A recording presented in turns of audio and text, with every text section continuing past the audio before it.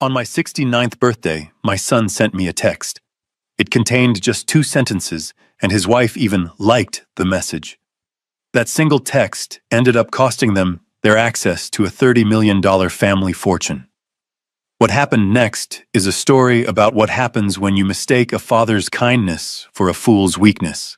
If you believe that families should be built on respect, not entitlement, then please like this video and subscribe to the channel. Let me know in the comments where you're listening from, because I want to know how far this story travels. It all began on the quietest birthday of my life. The silence was the first thing you'd notice. In a house like mine, a sprawling custom-built home in the Green Hills of Connecticut, silence is an achievement. It's a testament to thick walls, insulated windows, and a life carefully curated to keep the noise of the world at bay. But on this particular evening, the silence wasn't peaceful. It was heavy. It was the sound of absence. I sat in my leather armchair, the one my late wife Anna always said made me look too serious, and stared at the grandfather clock in the hall. Its steady rhythmic tick was the only thing marking the passage of time. 68 years had come and gone. Now the 69th was slipping away 1 second at a time, unnoticed by the 2 people who mattered most. My phone lay dark on the polished oak table beside me. I'd picked it up a dozen times, my thumb hovering over the contacts, only to set it down again. They're busy, I told myself. Leo has that new project, and Chloe is probably planning another one of her charity galas. It was an excuse, and a poor one at that. A son doesn't forget his father's birthday. Not unless he is taught to, or perhaps not unless he has been given so much that there's nothing left to be grateful for. The house was filled with ghosts of a happier time. I could almost hear Leo's childhood laughter echoing from the staircase, or see Anna arranging flowers on the mantelpiece, her smile brightening the entire room. After she was gone, I had poured everything I had left into our son. I saw it as my duty, my final promise to her. I had provided. I had enabled. I had given him a life free of the hardships I had faced building my architectural hardware empire from a dusty workshop into a national brand. I had given him everything I realized with a slow, sinking feeling, except for a reason to respect the man who had provided it. Finally, the ache of loneliness became too much to bear. I wasn't looking for a gift or a party. I just wanted a connection, a simple acknowledgement that I still existed in their world. With a sigh that seemed to carry the weight of the last decade, I picked up the phone. My fingers felt clumsy as I typed out the message. I read it over and over, deleting words, trying to make it sound casual, anything but desperate. In the end, I settled on something simple, something a father says to his son. Just wanted to say I love you both. Hope you're having a good week. I hit send before I could second-guess myself again. For a moment, I felt a flicker of relief. The message was sent. The silence was broken. Now I just had to wait. I didn't have to wait long. Less than a minute later, my phone buzzed on the table. A surge of warmth and hope shot through me. He replied. He remembered. Maybe they were just busy. Maybe I was just an old man getting sentimental and overthinking everything. I smiled to myself as I reached for the phone, my heart feeling lighter than it had all day. Then I read the message. The screen glowed in the dim light of the living room, illuminating 2 sentences that felt colder than the October air outside. We need space from you. Please don't reach out anymore at all. I read the words once, then twice. I felt the air leave my lungs as if I'd been punched in the chest. It wasn't the anger or petulance of a young man having a bad day. It was a dismissal. It was a corporate, sterile, HR-approved termination of a relationship. It was an execution. My son had just fired his father. My mind went numb. I couldn't process the cruelty of it. Space, for 20 years after his mother died, my life had revolved around giving him a foundation to build his own. But I had made a terrible mistake. I hadn't given him a foundation. I had given him a fully furnished penthouse, and he was now complaining about the landlord. As the initial shock began to subside, my eyes focused on a small detail below the text bubble. A detail that took the cold cruelty of the message and dipped it in poison. It was a small red heart icon, and next to it 2 words, Chloe liked this message. That was the moment everything broke. The heartbreak I felt wasn't a loud, shattering sound. It was a quiet, deep fracture, the kind that splinters a solid foundation until the whole structure is compromised. Chloe, his wife. The woman whose lavish wedding I had paid for without blinking, the one who drove a Range Rover I had bought her as a birthday present. Her liking that message wasn't just agreement. It was applause. It was a digital high five for her husband's cruelty. In that moment, I saw their partnership with blinding clarity.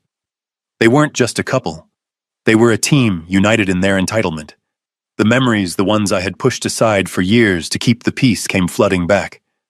They weren't individual events anymore. They were connected dots forming a perfect, ugly picture.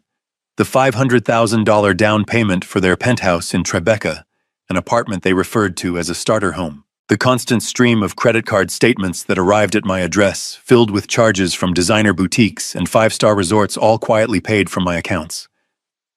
I remembered the phone call just 6 months ago.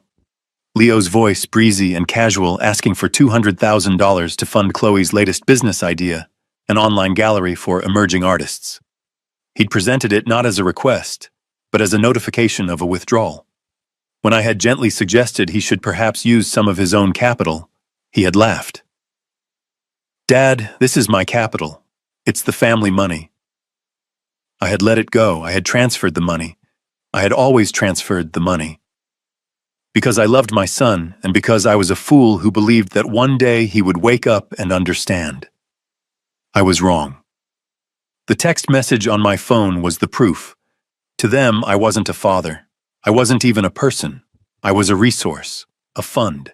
An endless, faceless supply of money that was getting inconveniently sentimental in its old age. And now the resource was being told to stop making contact.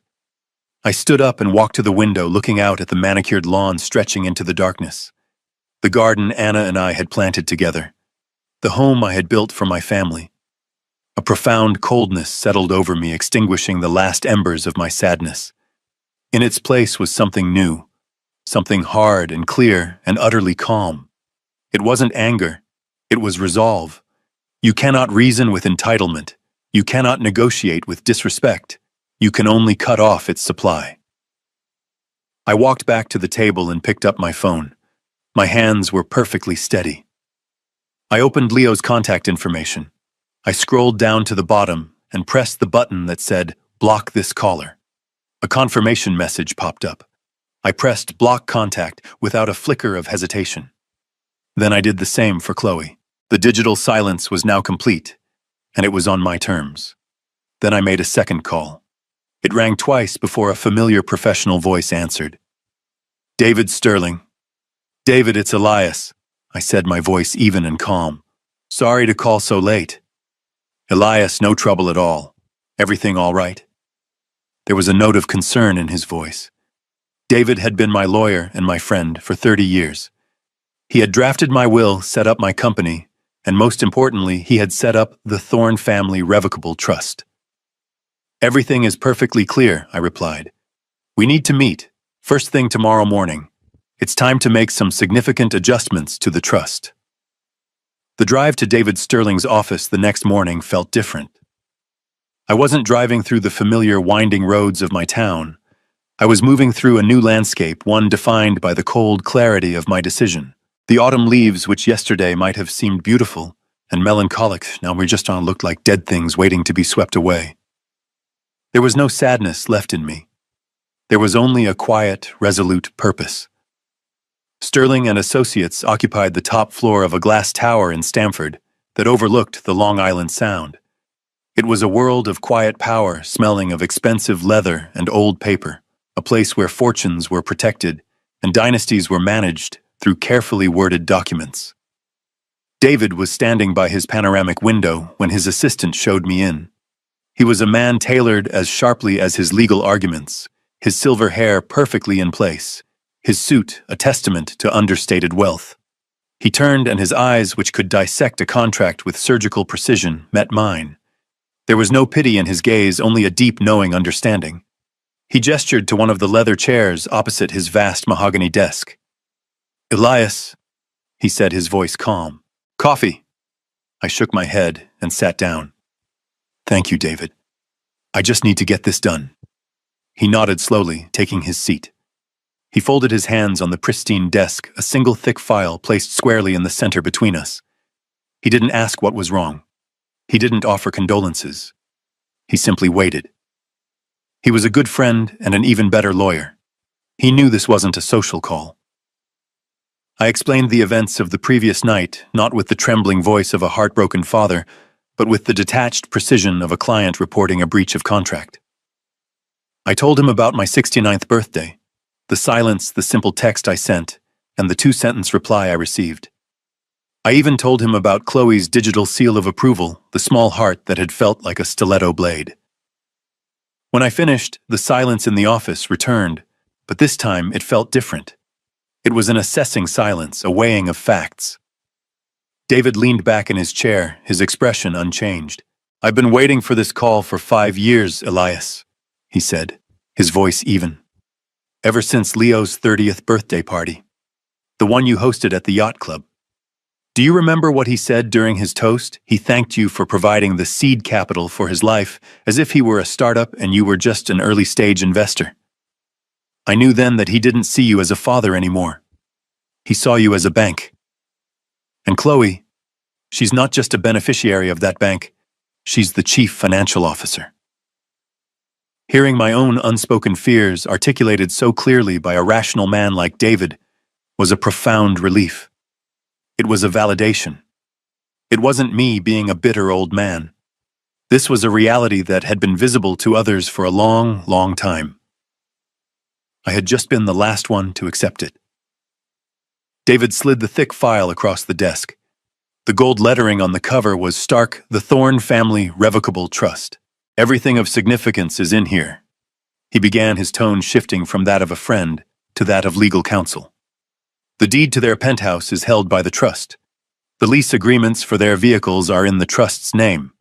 Their credit lines are guaranteed by the trust's assets. And of course, the $30,000 monthly allowance is a direct disbursement from the trust." He paused, letting the weight of his words sink in. "You see, Elias, when we set this up after Anna passed, we did it to protect your assets and to make things simple for Leo when you were gone. It's a revocable trust. Think of it as a steel safe. You, as the grantor, filled the safe with your assets. You, as the sole trustee, hold the only key. You can open it whenever you want, take things out, put new things in, or change the instructions about who gets the contents. Right now, the instructions name Leo and Chloe as the primary beneficiaries. But the power, the key, it has never left your hand. You have absolute unilateral control to change any and all provisions of this trust at any time for any reason." I looked at the document at my own name printed on the cover. For years, I had seen that trust as a lifeline for my son, a way to ensure his comfort and security. Now I saw it for what it truly was, a tool, a mechanism of control that I had forgotten I possessed. I had been funding an insurgency against my own dignity with my own money. I met David's gaze. There was no doubt in my mind. The path forward was clear, and I would not waver. "Let's start the process," I said, my voice quiet but firm. "I want them removed, completely. Terminate the lease on the penthouse. Cancel every credit line. Stop the monthly disbursements effective immediately. Everything, David."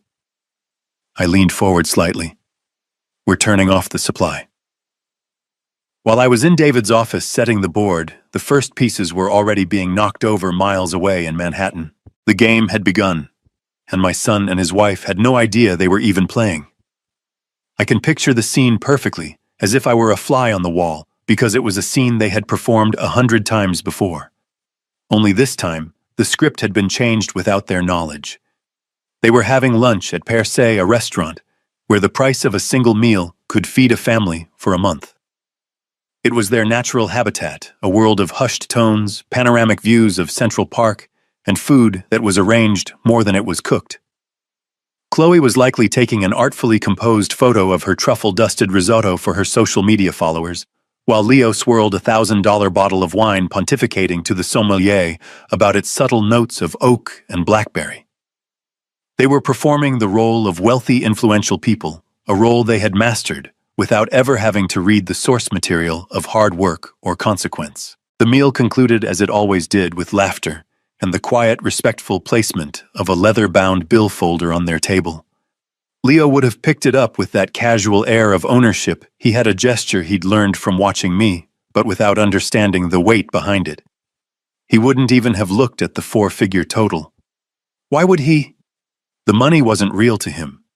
It was a concept, a river that flowed endlessly from a distant mountain he never had to climb. He would have handed the waiter his American Express black card, the one made of titanium, the one he called his heavy metal, and leaned back ready to discuss whether they should fly to Aspen or St. Bart's for the weekend. A few minutes would have passed, long enough for the conversation to resume, long enough for the performance to continue. Then the waiter would have returned to the table, his expression a perfect professional mask of apology. "I'm very sorry, Mr. Thorne," he would have said, his voice low, "but the card has been declined." Leo's first reaction would have been a short, incredulous laugh. "Declined? That's impossible. Run it again. Your machine must be acting up." It was a statement of fact, not a request. In his world, that card did not decline. The universe did not operate that way. Chloe would have looked annoyed, bothered by this small, vulgar tear in the fabric of their perfect afternoon. The waiter would have obliged, of course. He would have returned a minute later with the same result. "My apologies again, sir. It seems there is an issue with the card. Perhaps another form of payment." The annoyance on Leo's face would now be mixed with a flicker of genuine embarrassment. He was being challenged in his own arena. He would have pulled out a second card, a platinum Visa, with a dismissive wave. "Here, this one has no limit." But it did have a limit. A new one set to 0. The waiter's third trip to the table would have been more somber. The professional smile was gone, replaced by a look of cautious concern. Chloe, sensing a real problem, would have stopped scrolling through her phone. "Leo, what is going on?" she'd hiss. She would then offer her own card, a sapphire reserve, with a look that dared the universe to decline it too. It was declined. The table, once a stage for their affluence, was now an island of quiet, escalating panic. The laughter was gone. Their voices were now urgent whispers. "What is happening?" Chloe would demand. "Did you miss a payment?" "Of course I didn't miss a payment." Leo would snap back, his confidence completely shattered. "My father's office handles all of it. It's all automated through the trust. It's impossible." That word again. Impossible. The word of a man who had never faced a closed door. He'd pull out his phone, a desperate attempt to restore order to his crumbling reality. "I'm calling Dad. There's been some kind of massive screw-up at the bank." He would tap the screen, bringing my contact photo up. He would press the call button and raise the phone to his ear, expecting to hear the familiar ring. But there would be no ring. Just the flat, immediate silence of a call that goes straight to voicemail. His brow would furrow in confusion. He would try again. Same result. The connection was instantly severed. A cold dread would begin to creep into his expression. This wasn't a technical error. This felt different. He'd switched to text messages, his thumbs flying across the screen. "Dad, what's going on with the cards?" "None of them are working. Call me." He would hit send, expecting the blue bubble to appear with the word "delivered" beneath it. Instead, a green bubble would pop up, and underneath it, a small damning notification in red letters, "Message failed to send." He would stare at it, his mind refusing to connect the dots. Then he'd try again, and again, the red letters mocking him each time. And then the horrifying realization would dawn on him. This wasn't a network issue. This wasn't a banking error. This was a wall. A deliberate, impenetrable wall. He had been blocked. "He blocked me," he would whisper, his voice hollow with disbelief. "My own father blocked my number." Chloe's face would have turned pale beneath her expensive makeup. The problem was no longer about paying for lunch. It was existential. Why would he do that? "What did you do?" she would ask, her voice sharp with accusation. "I didn't do anything." He'd insist, his mind racing, trying to find a reason, an explanation for why the world had suddenly turned upside down. We told him we needed some space. The absurdity of the situation would have hit them then. Stranded in one of the most expensive restaurants in New York, unable to pay. "How are we going to pay for this?" Chloe would whisper frantically, looking around to see if anyone was watching their little drama unfold. "The mortgage payment is due on the 1st, Leo, and the lease on my Range Rover. What are we going to do?" A desperate hope would flicker in Leo's eyes. "The allowance," he'd say. "The 30,000. It was due yesterday. It has to be in the checking account. It's automatic." "Then check it," Chloe would command. "Check it now." With trembling hands, Leo would have opened his banking app, his face illuminated by the pale blue light of the screen. He would stare at the balance, his expression slowly turning from panic to utter despair. He'd look up at his wife, his face ashen. "It's not there," he'd say, the words barely audible. "The transfer never came." In the days that followed my meeting with David, my silence became my primary weapon. It was not a passive absence of sound. It was an active, strategic presence. While my son and his wife were screaming into a void, my life became more peaceful than it had been in years. I tended to my garden. I spent afternoons in my woodshop, the scent of fresh-cut cedar filling the air. I read the books I'd been meaning to get to for years. I did not check my phone obsessively. I did not wait for an apology. I had made my move on the chessboard, and now I simply let the consequences ripple outwards, knowing they would find their targets with perfect accuracy. The first ripple hit their home life. I could picture Chloe dressed in her $200 yoga pants, waiting for the weekly cleaning service to arrive. She would have grown impatient, tapping her foot on the polished hardwood floors she had never once cleaned herself. Eventually, a text would have arrived from the agency, a message of polite corporate finality. "Dear Ms. Thorne, we are writing to inform you that your service agreement has been suspended due to non-payment." The dust bunnies would begin their slow, quiet conquest of the penthouse. The next ripple would have found Leo. He would have arrived at his exclusive gym, a place where trainers cost more per hour than most people make in a day. He'd be ready for his session only to have his key fob denied at the entrance. The receptionist, with a practiced sympathetic wince, would have informed him that his membership had been frozen. For a man like Leo, whose identity was built on a foundation of effortless access, a closed door is not just an inconvenience, it's an insult to his very being. Then the smaller daily comforts would have vanished. The curated boxes of organic pre-portioned meals would stop appearing at their doorstep. They would be forced to navigate a grocery store, a place they probably viewed with the same anthropological curiosity as a museum.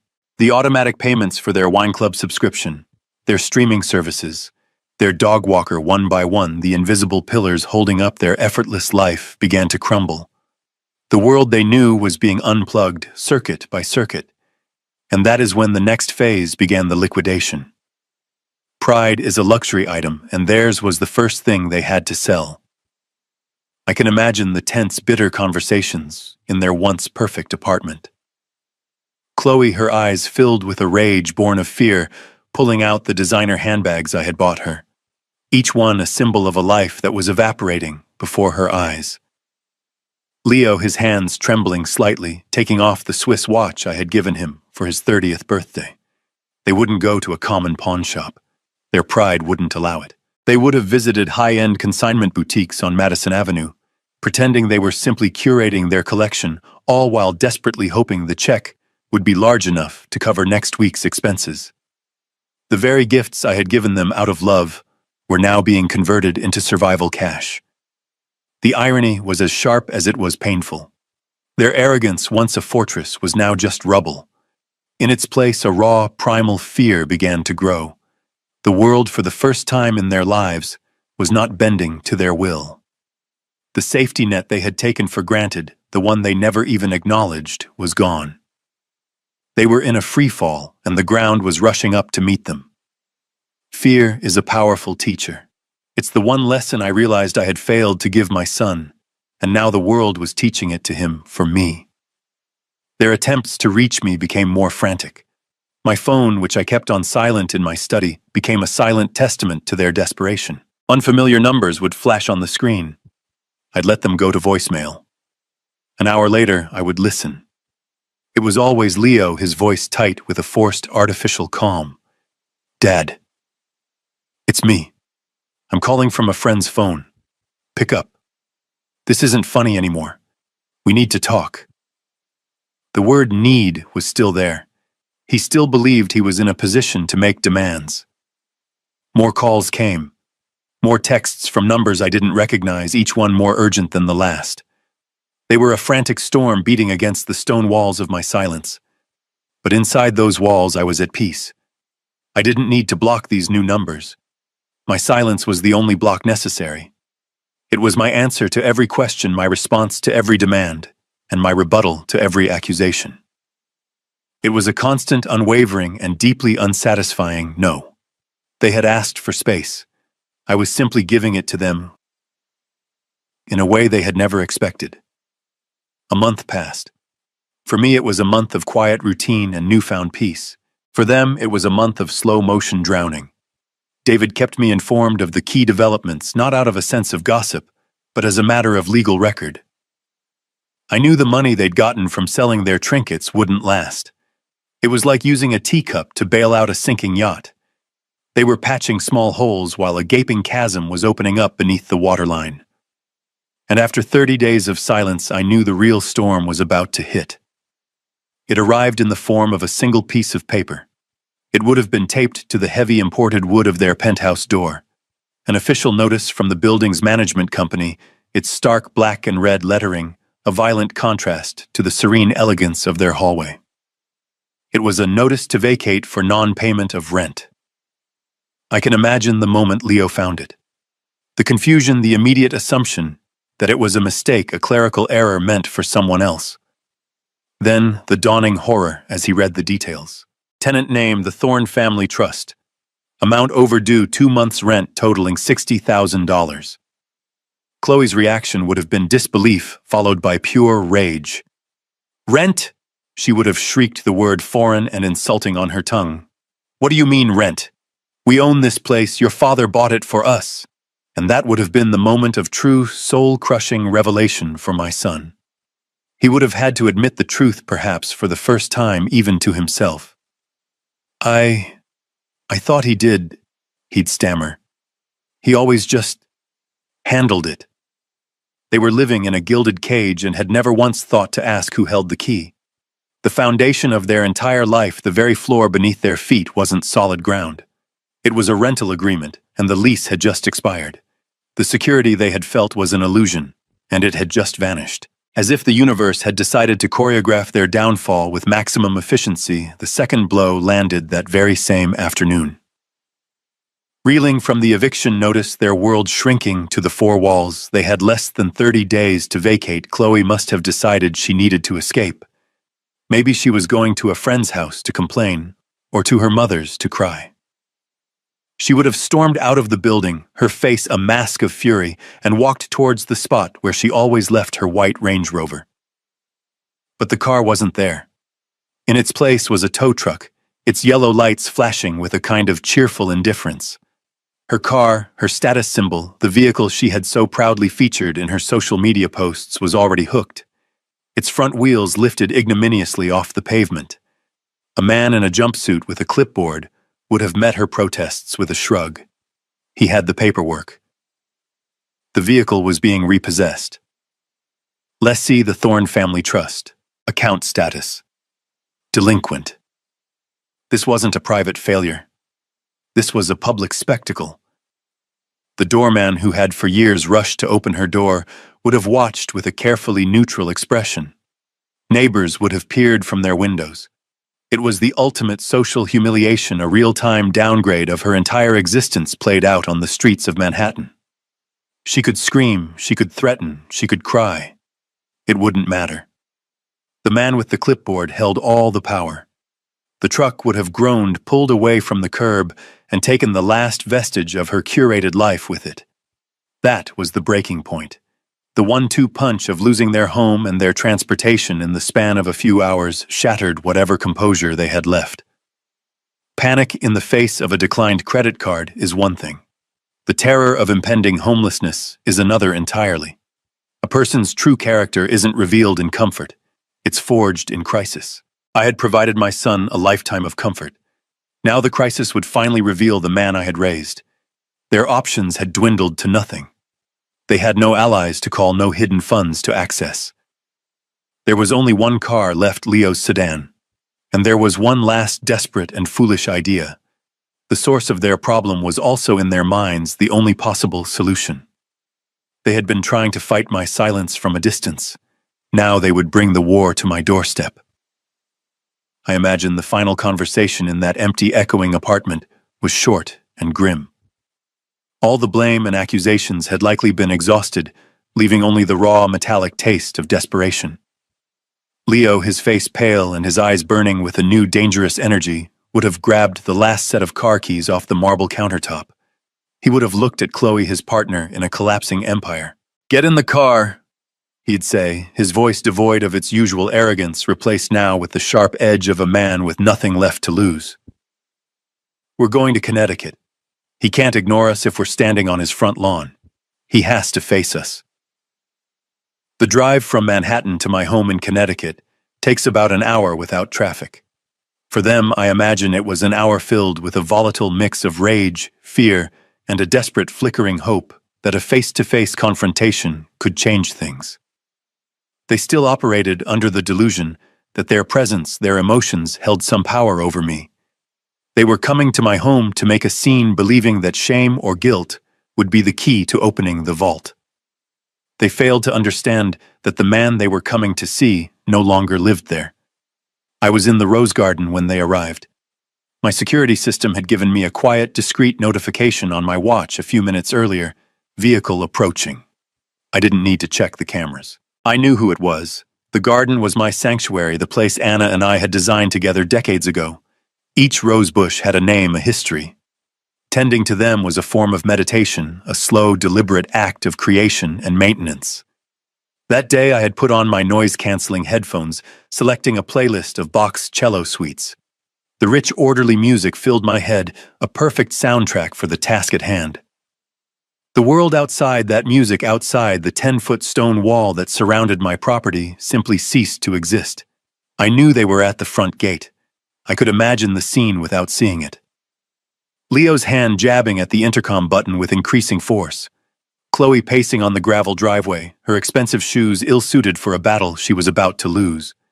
They would have been met with the same thing that had tormented them for the past month: absolute, impenetrable silence. The intercom would not buzz. The gates would not open. From the edge of the garden, through a carefully trimmed hedge, I had a clear view of the road leading to the house. I watched as they abandoned the gate and began to walk the perimeter of the wall, looking for a weakness, a way in.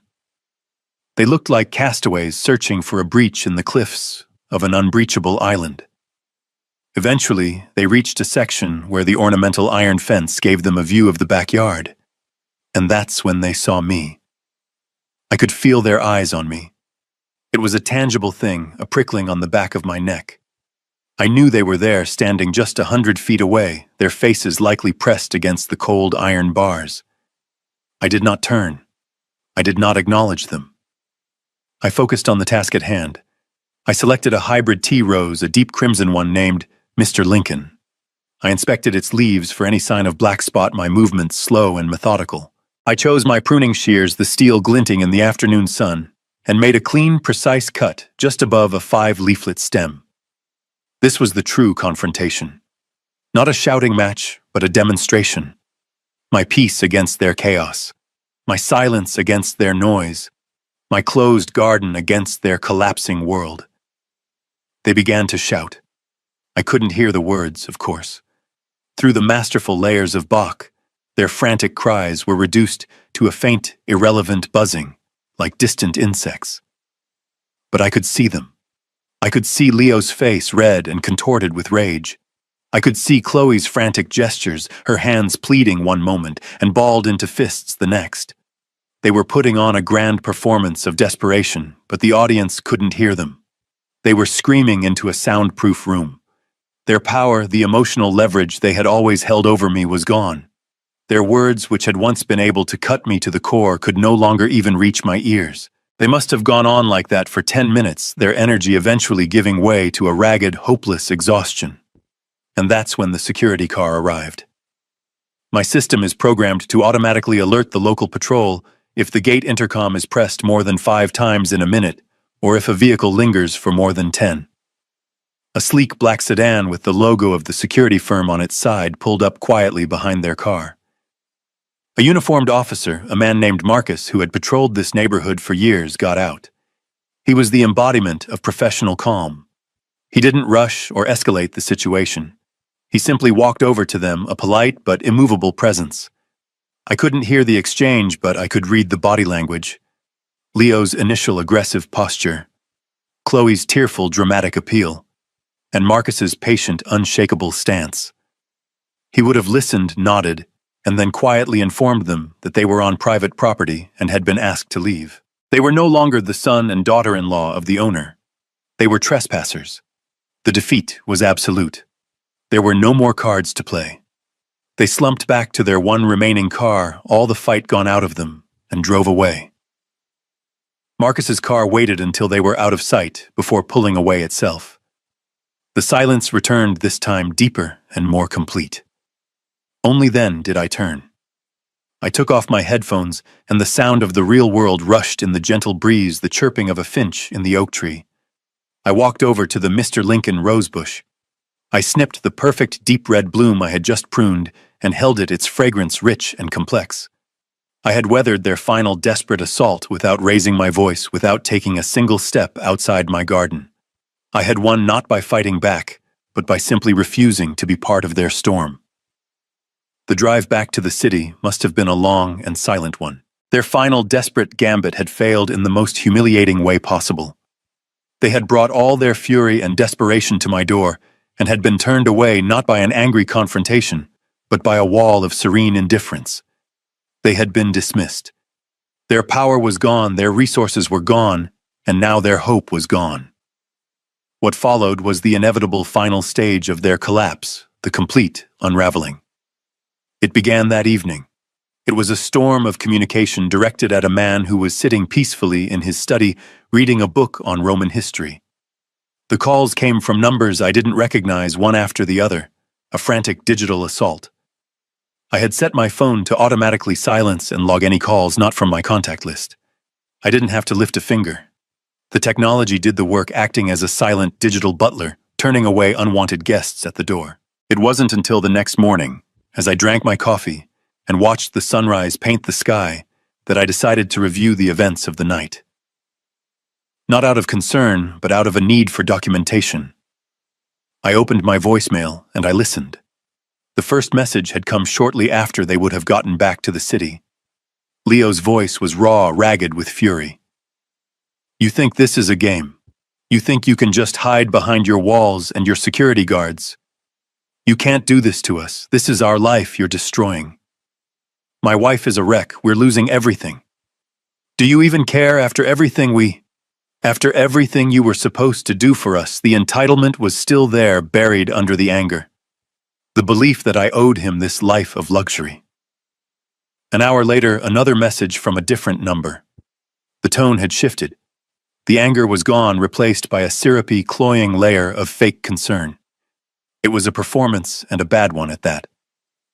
"Dad, it's me. Leo, we're worried about you. Seriously, not answering your phone, hiding away in your garden. It's not like you. We're worried about your health. Are you okay? Are you lonely? Please just let us know you're safe. That's all we want." I shook my head slowly at the transparent manipulation. They weren't worried about my health.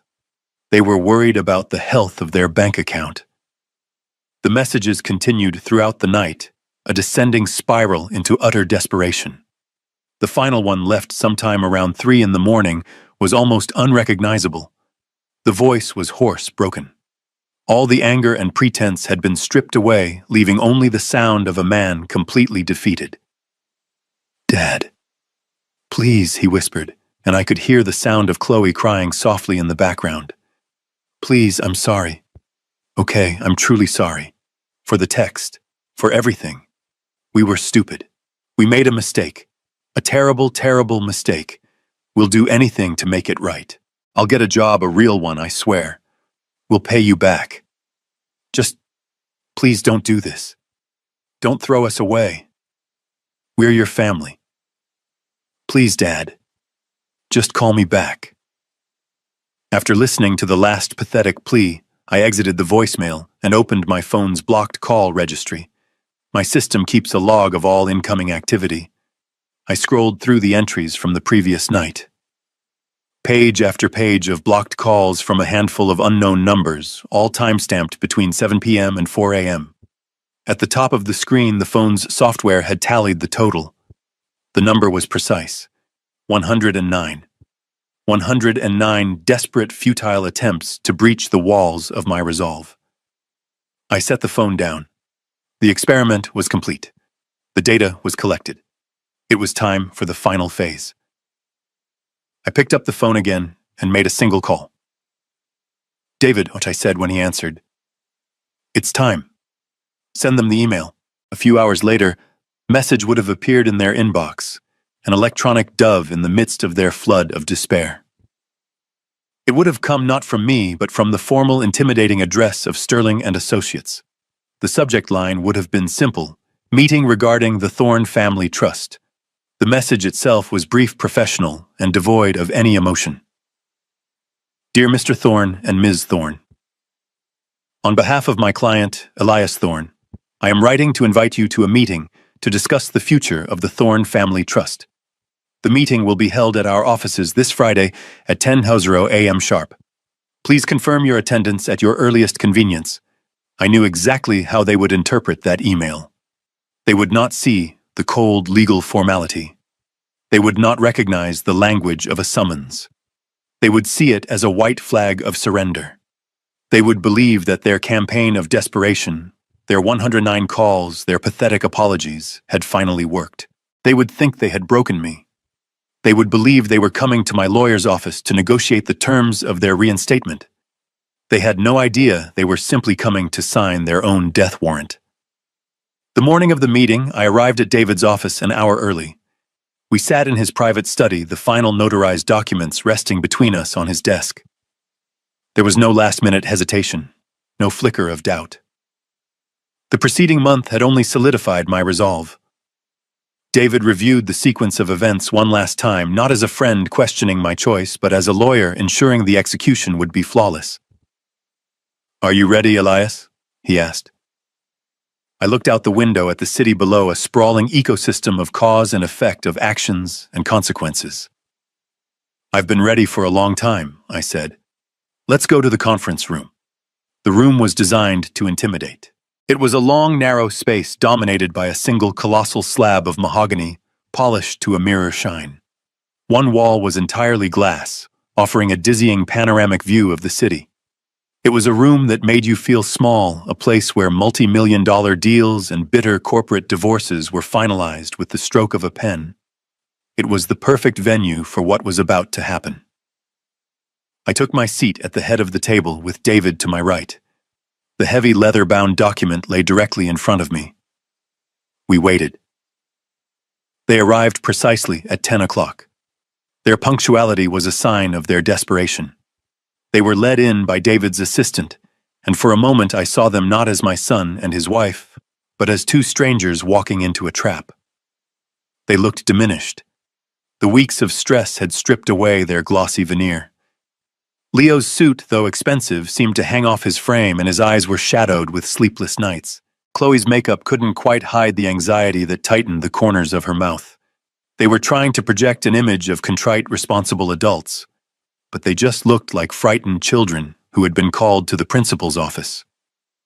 They sat down opposite me, the vast expanse of polished wood between us, feeling like a chasm. The air was thick with unspoken words, heavy with the weight of expectation. David, ever the professional, broke the silence. "Thank you for coming," he said, his voice neutral. "We have provided water for you. Elias has asked for this meeting to discuss the future of the family trust." That was Leo's cue. He cleared his throat, sat up straighter, and began the performance he had clearly rehearsed.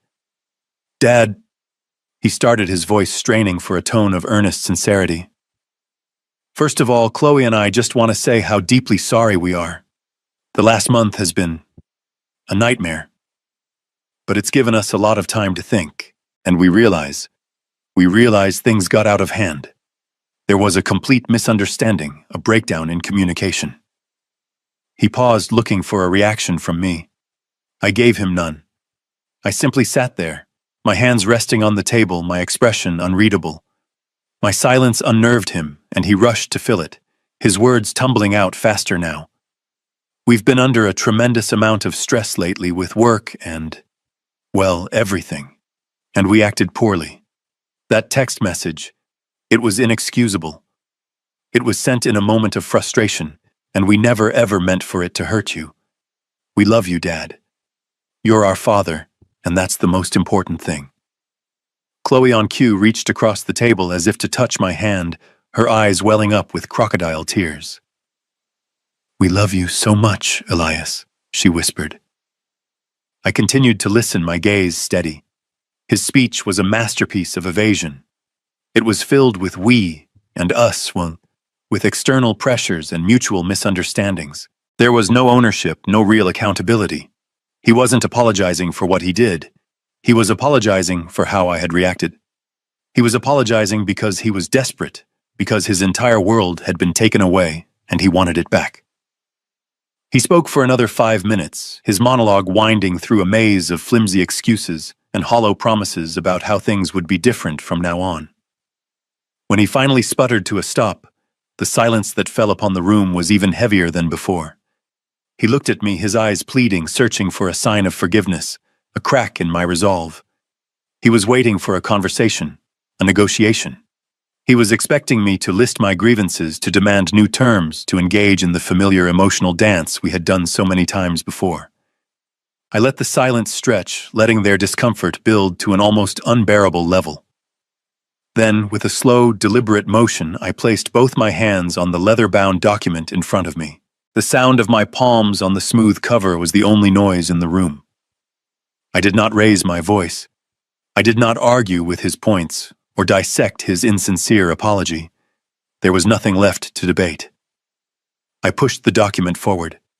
It slid across the mirror-like surface of the table, its weight making a soft, hissing sound as it traveled the distance between us. It came to a stop directly in front of Leo. He stared down at it as if it were a venomous snake. Then, for the first time in the meeting, I spoke. My voice was calm, level, and completely devoid of the emotion he had been trying so hard to provoke. "Thank you for sharing that, Leo," I said. "I have listened. Now I would like you to look at this." I tapped a finger on the embossed gold lettering on the cover. "This is the amended and restated Thorne Family Revocable Trust. I believe it will answer all of your questions about the future." With trembling hands, Leo reached for the document, Chloe leaning in so close their heads were nearly touching. They opened the leather cover. I watched them as their eyes scanned the dense pages, flitting past the complex legal jargon, the paragraphs of impenetrable lawyer speak. They weren't reading for comprehension. They were searching for the numbers, for the familiar clauses that had been the bedrock of their entire adult lives.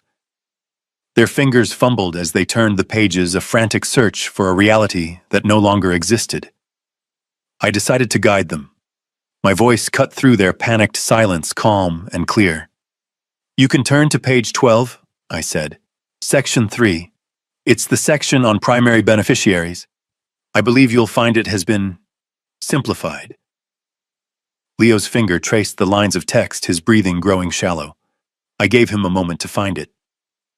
Then I continued laying out the facts with the dispassionate precision of a surgeon announcing a terminal diagnosis. "As you can see," I explained, Clause 3.1, which previously named you Leo and you Chloe as the sole and primary beneficiaries of this trust, has been legally and irrevocably removed. Chloe let out a small choked sound. Leo just stared at the page as if willing the words to rearrange themselves.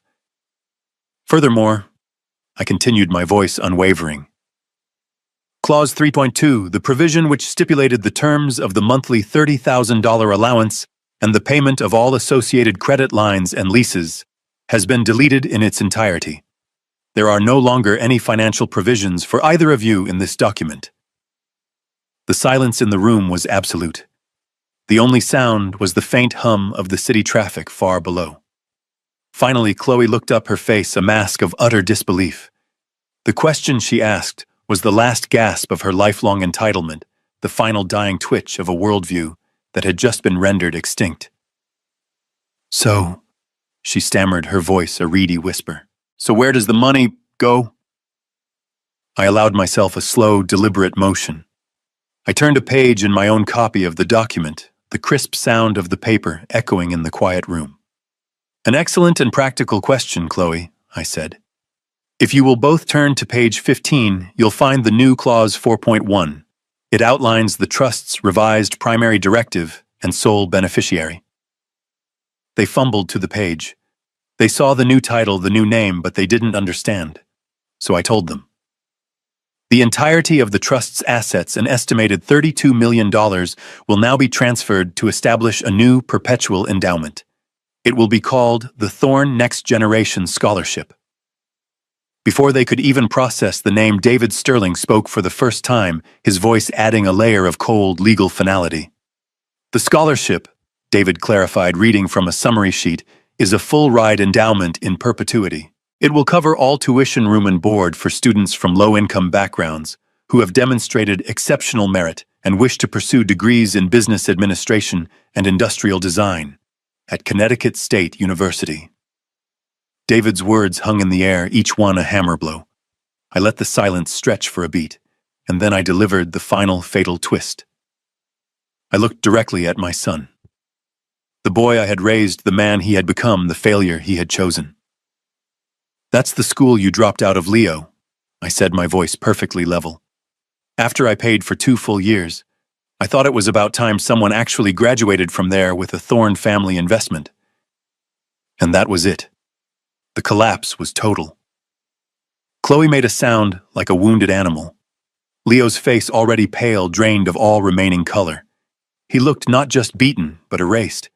It wasn't just that the money was gone. It was that his greatest personal failure, the opportunity he had squandered out of laziness and arrogance, had been taken from him and immortalized as a monument to someone else's success. The foundation of his new life would be built upon the rubble of his old one. It was a perfect, inescapable, and legally binding form of poetic justice. They hadn't just lost their future. They had lost their past. 6 months later, I stood at a podium in a university auditorium. The air didn't smell of expensive perfume and catered food, but of old books and fresh paint and limitless potential. I wasn't surrounded by the wealthy and the powerful, but by students and their families, their faces bright with a pride that money could never buy. I looked happier, healthier, and more at peace than I had in 20 years. This was the inaugural awards ceremony for the Thorne Next Generation Scholarship, and I was giving the keynote address. I spoke about my own life, about starting a business in a dusty garage with nothing but a set of tools and an idea. I spoke about the dignity of work, the value of a second chance, and the difference between a price tag and true worth. A legacy, I told them, is not what you leave for people. It's what you leave inside of them. As I looked out at the faces of the young, ambitious students who would now have the opportunity my own son had thrown away, I knew I had finally made a sound investment. At that same moment across the state, my son was learning the language of consequence, a language I had failed to teach him. In a short, silent scene, you could see his new life. The sprawling penthouse was gone, replaced by a small 2-bedroom apartment above a laundromat. The expensive suits were gone, replaced by the high-visibility vest of a logistics coordinator. I saw him on a loading dock, a clipboard in his hand, looking tired but focused, his shoulders squared with a responsibility he had never known. And Chloe, her social media empire, a distant memory, was now managing a boutique clothing store in a suburban mall. I saw her patiently folding sweaters, her expression strained but resilient. The false glamour of her old life replaced by the stark reality of an hourly wage. Their life was no longer beautiful or easy. It was difficult, it was a struggle, and for the very first time it was theirs. Their relationship, I imagined, was a tense and fragile thing. but it was being rebuilt on the solid, unforgiving ground of reality. As I finished my speech and the applause filled the auditorium, my final thoughts were a quiet voiceover, a letter to the past. I had spent 30 years of my life writing checks. I finally realized it was time to start building a legacy. The last and most important gift I ever gave my son wasn't money. It was the very thing he had so cruelly asked for. It was space, the space to fail, the space to learn, the space to finally, on his own terms, stand up. In losing their inheritance, I had given them a chance to earn their own lives. In the process, I had reclaimed my own peace. And perhaps I thought one day I might get my son back. Not as a dependent, but as an equal. A relationship built not on obligation, but on a foundation of mutual, hard-won respect. Later that evening, I was back home sitting in the garden as the sun set, casting long shadows across the lawn. The air was cool and quiet. My phone, which had been silent for 6 months, buzzed on the small table beside me. I picked it up. It was a text message from a number I did not recognize. The message contained a single word. One word and a question mark. Dad. I stared at the screen for a long moment. There was no desperation in the text, no demand. It was just a question, an opening, a first step across a vast canyon of silence. A small, enigmatic smile touched my lips. It wasn't a smile of triumph or forgiveness, but a smile of quiet satisfaction. The power to answer, the power to decide the future was now entirely mine. I placed the phone screen down on the table. I didn't need to answer right away. I leaned back in my chair and listened to the sounds of the evening. The silence was no longer heavy with absence. It was light and filled with possibility. For the first time in a very long time, the silence felt like a beginning. This story is a powerful lesson that true love must be balanced with firm boundaries. Elias Thorne's generosity, meant to provide for his son, instead created a deep-rooted entitlement that eroded respect and family connection. He discovered that endlessly providing for his children was not preparing them for life. It was disabling them. The most profound act of fatherhood was not writing another check, but finally saying no. By doing so, he gave his son the most difficult but valuable gift of all, the opportunity to face consequences, discover his own strength, and build a life of his own. Share your thoughts in the comments below. Do you believe setting hard boundaries is sometimes the greatest act of love?